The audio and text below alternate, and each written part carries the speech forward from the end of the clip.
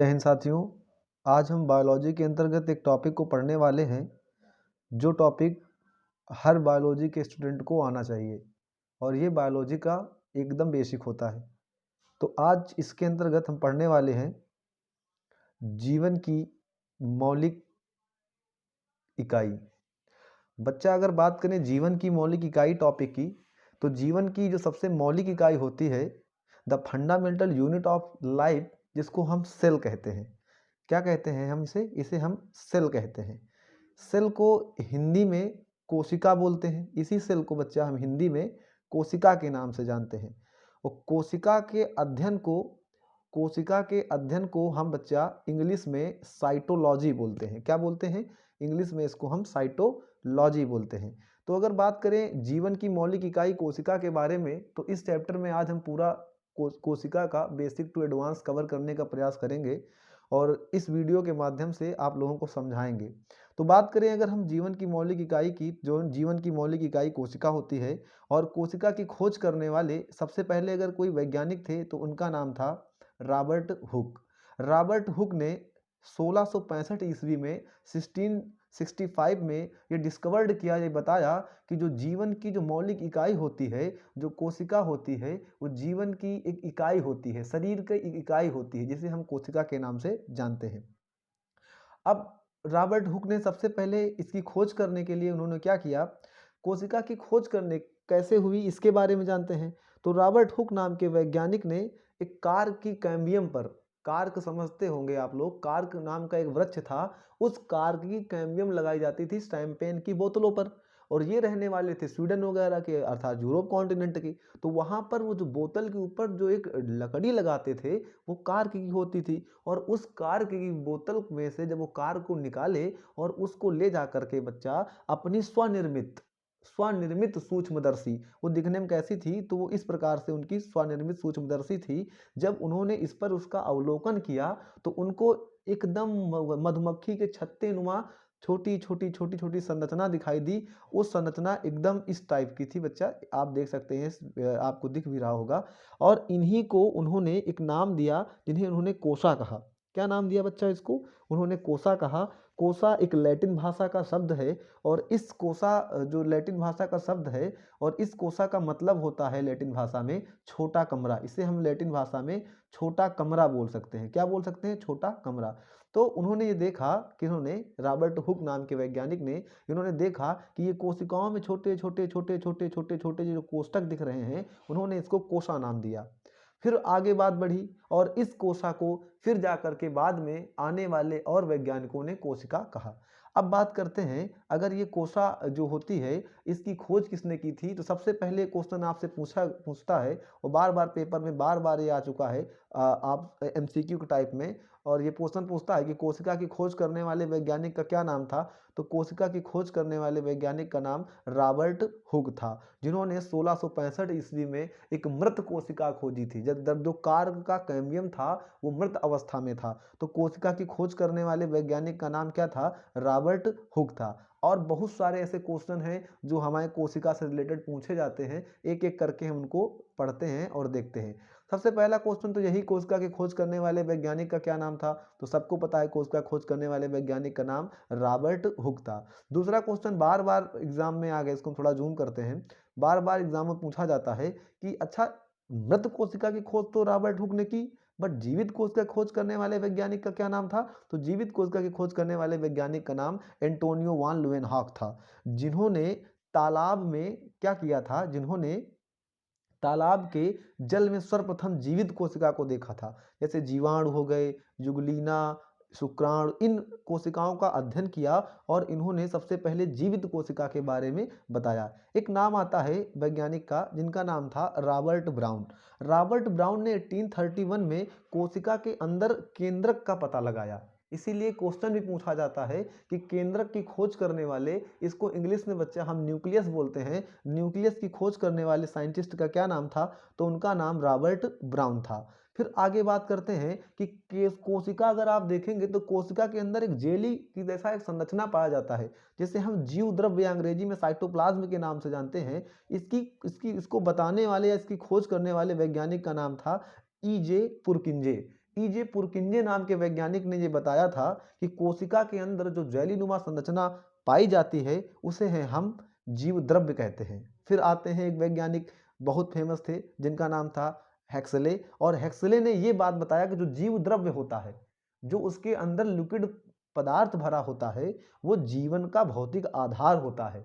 वो एक जेलीनुमा जो संरचना है, तो जीवन का भौतिक आधार जीव द्रव्य को किस वैज्ञानिक ने बताया? ये क्वेश्चन बार बार रिपीट हो चुका है। तो जीव द्रव्य को जीवन का भौतिक आधार बताने वाले वैज्ञानिक का नाम था हेक्सले। क्या नाम था बच्चा? हेक्सले। फिर अगले वैज्ञानिक आते हैं जिन्होंने भाई केंद्रक के बारे में बता दिया, रॉबर्ट ब्राउन ने। कोशिका की खोज कर दी रॉबर्ट हुक ने। जीवित कोशिका की खोज कर दी लेवेनहॉक ने। बट कभी भी पूछे कि कोशिका के सिद्धांत को किसने दिया था, किसने उसकी थ्योरी बताई कि कोशिका कार्य कैसे करती है, तो उसमें दो नाम आते हैं, स्लीडन और श्वान। स्लीडन और श्वान नाम के दो वैज्ञानिक थे, एक जो जीव विज्ञान के वैज्ञानिक थे, दूसरे वनस्पति विज्ञान के वैज्ञानिक थे।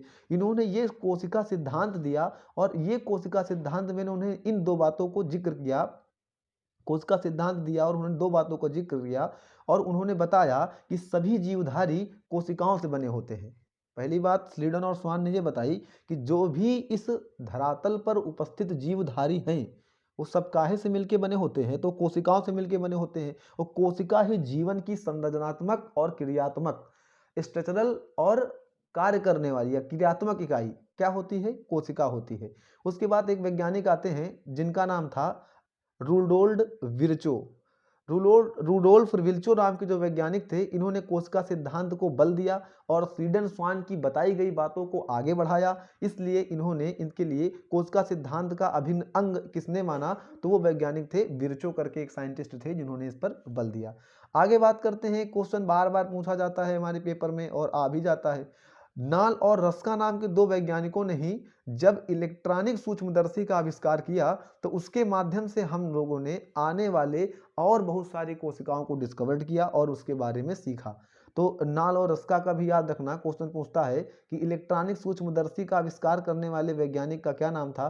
तो नाल और रस्का नाम के साइंटिस्ट थे, जिन्होंने 1940 और 1942 के आसपास किसकी खोज की थी? तो इन्होंने खोज की थी किसकी? इलेक्ट्रॉनिक सूक्ष्मदर्शी की। अच्छा, हम लोगों ने ये तो पढ़ लिया कैसे रॉबर्ट हुक ने इसकी खोजा, पर अगर हम बात करें कि क्या मतलब ये कोशिकाओं को हम अपनी आंखों से देख सकते हैं, तो बच्चा कोशिकाओं का आकार बहुत ही छोटा होता है, जिनको असंभव है कि अपने हम बिना किसी माइक्रोस्कोप्स के सहायता से देख सके। जैसे आपको हम इसमें बताने का प्रयास कर रहे हैं, जो एक परमाणु होता है, जो तत्व का जो सबसे छोटा होता है भाग, उसे हम परमाणु कहते हैं, और उसका आकार 0.1 नैनोमीटर होता है। आपको एक यहाँ बगल में एक दिख रहा होगा, ये जो आपको ये एरो दिख रहा है, आप इसके बीच में आने वाली सारी चीज़ें जितनी हैं, इनको आप बिना इलेक्ट्रॉन माइक्रोस्कोप की सहायता से आप इनको नहीं देख सकते। जैसे अगर बात करें, आपने पढ़ भी रखा है, जैसे आपसे बात करें कि परमाणु हो गया, आपका अमीनो अम्ल हो गया, प्रोटीन हो गया, वायरस हो गया, क्लोरोप्लास्ट हो गया,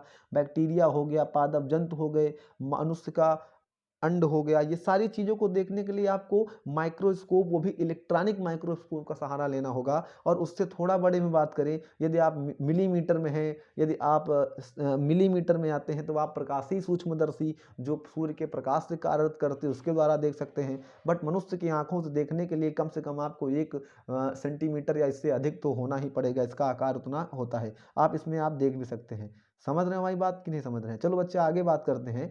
अगर हम एक कोशिका को एक इलेक्ट्रॉनिक स्कोप पे देखते हैं, तो हमको कोशिका का स्ट्रक्चर कैसे दिखता है? तो ये आपके सामने एक कोशिका है, ये जो जंतु कोशिका है बच्चा, जंतु कोशिका को आप देखेंगे तो आपको जंतु कोशिका में क्या क्या दिखता है? बहुत सारी इसमें आपको दिखती हैं। और ऐसी ही कोशिकाओं से मिल करके हमारे पूरे शरीर का क्या होता है? निर्माण होता है। कोशिकाएं मिलके ऊतक बनाती हैं, ऊतक को इंग्लिश में हम टिश्यू बोलते हैं, और ये सारे ऊतक मिल करके बच्चा अंग अंग बनाते हैं या अंग तंत्र बनाते हैं। और ये सारे अंग तंत्र जब मिल जाते हैं तो एक प्रॉपर शरीर का निर्माण होता है। अच्छा, आपके दिमाग में क्वेश्चन तो आया होगा ना कि कोशिका काहे से मिलके बनी होती है? तो जो बच्चा जो कोशिकाएं होती हैं वो परमाणु हो गया, अणु हो गया, इन्हीं सारे तत्व हो गए, इन्हीं को जब आपस में संगठित हो जाती हैं तो वो कोशिकाएं बना देती हैं। जैसे आपके मन में आया होगा, जैसे हाइड्रोजन एक तत्व है, हीलियम एक तत्व है, ऑक्सीजन एक तत्व है, इन्हीं सारे को मिला दो, शर्करा बन गए, शर्करा से बनके कोशिका का निर्माण हो गया। इस तरह से आप कोशिकाओं से फिर ऊतक, ऊतक से फिर अंग, अंग से पूरा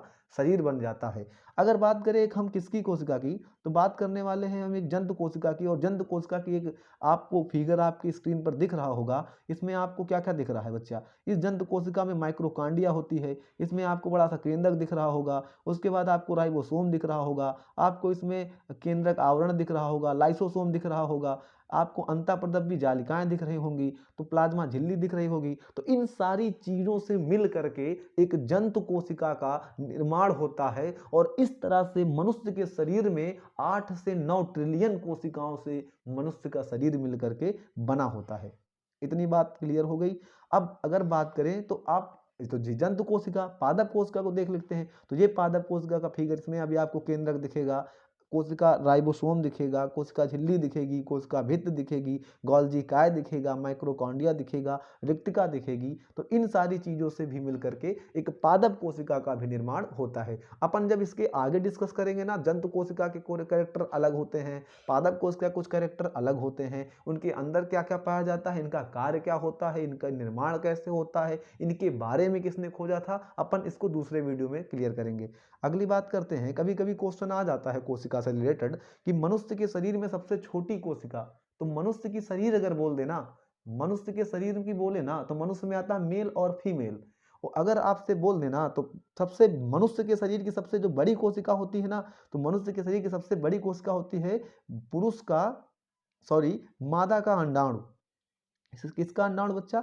मादा का जो ओवम होता है वो सबसे बड़ी होती है। और मनुष्य के शरीर की सबसे छोटी कोशिका पुरुष का शुक्राणु होता है। और ऑल ओवर विश्व में वर्ल्ड लेवल पे बोले तो सबसे बड़ी कोशिका शुतुरमुर्ग के अंडे की होती है।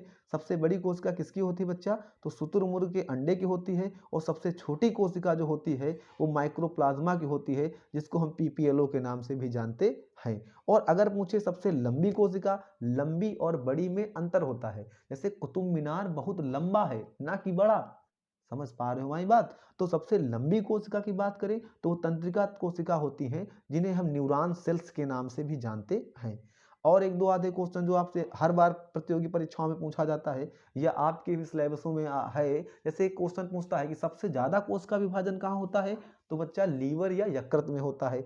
सबसे कम कोश का विभाजन किस में होता है, तो बच्चा न्यूरॉन सेल जो हमारी मस्तिष्क में पाई जाती हैं उनमें कोशिका विभाजन सबसे कम होता है। सबसे बड़ी कोशिका कौन सी है, तो विश्व की सबसे बड़ी कोशिका शुतुरमुर्ग का अंडा या इसे ऑस्ट्रिच के एग्स के नाम से जानते हैं। सबसे छोटी कोशिका कौन सी है, तो माइक्रोप्लाज्मा, इसे पीपीएलओ के नाम से भी जानते हैं।